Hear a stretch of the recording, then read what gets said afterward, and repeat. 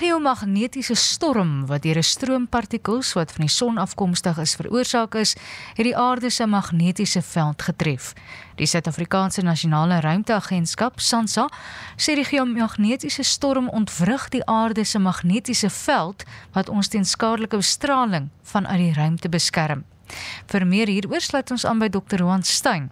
Hy is 'n ruimtefisikus verbonde aan die Sentrum vir Ruimtenavorsing en Fisika aan die Noordwes Universiteit. Goeiemiddag, Roan. Goeiemiddag, Estie. Ek het nou so vlugtig verwys na hierdie geomagnetiese storm. Wat presies behels dit?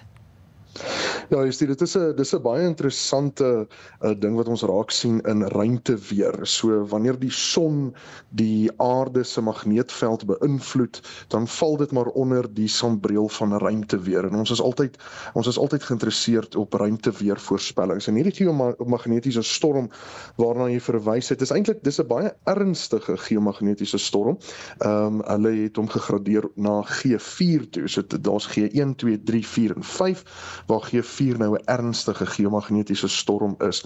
En soos jy reg gesê het, 'n geomagnetiese storm is wanneer daar uitbarstings op die son is. In hierdie geval was daar 2 bronne gewees wat vir ons hierdie geomagnetiese storm op die aarde veroorsaak het. Nou, die eerste bron was 'n groot sonvakkel en daarna was daar 'n groot korona-uitbarsting gewees wat die 30ste Mei plaasgevind het. Nou, met hierdie uitbarsting vat dit gewoonlik so paar dae vir die materiaal wat nou weggebars het van die son om tot by die aarde te kom. En in hierdie spesifieke geval het dit baie vinniger gebeur en dit is presies maar soos wat jy genoem het, is dat dit is die son se materiaal wat wegbars van die son af, maar in hierdie spesifieke geval het hy weggebars van die son af, maar na die aarde toe gegaan. En dit beteken dat dit is hierdie miljoene kilogram sonplasma wat oor die aarde se magneetveld beweeg en dit versteur ons magneetveld geweldig en dit is dan wat die vreeslike mooi auroras veroorsaak, die suidelike ligte of die noordelike ligte. Maar soos wat ek genoem het, ST, daar was 2 bronne gewees. Daar was hierdie een groot sonuitbarsting gewees, maar daar was ook 'n baie hoë sonwindspoed gewees wat uit 'n spesifieke koronagaping uitgekom en hierdie koronagaping staan bekend as koronagaping 52 en dit het ook in die rigting van die aarde gewys en die sonwind wat ontsnap het uit daardie koronagat uit het tot en met 1100 km per sekonde sonwindspoed gehad. Nou om vir jou 'n idee te gee, hier by die aarde verwag ons eintlik maar 'n sonwindspoed van die son af van so 400 km per sekonde. En hierdie sonwindspoed was 1100 km per sekonde.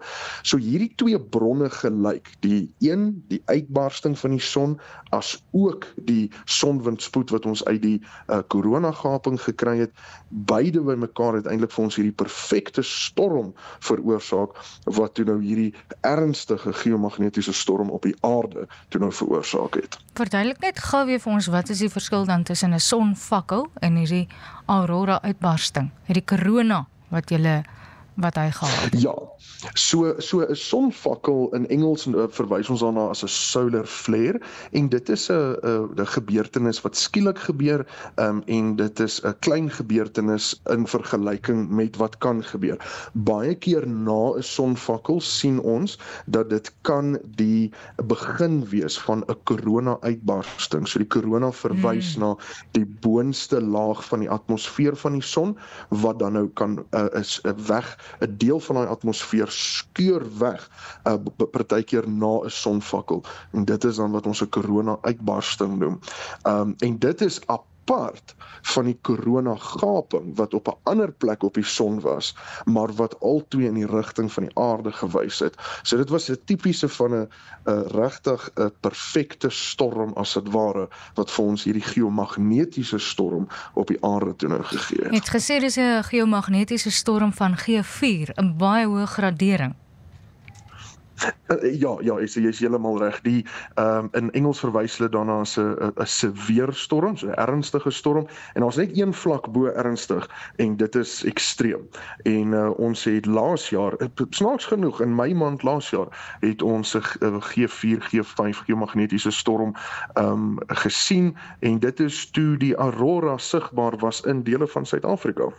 Daar is nou weer wat hulle sê dat Suid-Afrikaners die suiderligte sal kan sien vanweë hierdie geomagnetiese storm. Is dit so? Ek hoop dit is so. Ek dink ons gaan maar moet foto's sien daarvan. Ek weet daar is 'n hele paar mense wat op die uitkyk is daarvoor om te sien of ons die suidelike ligte kan sien oor Suid-Afrika.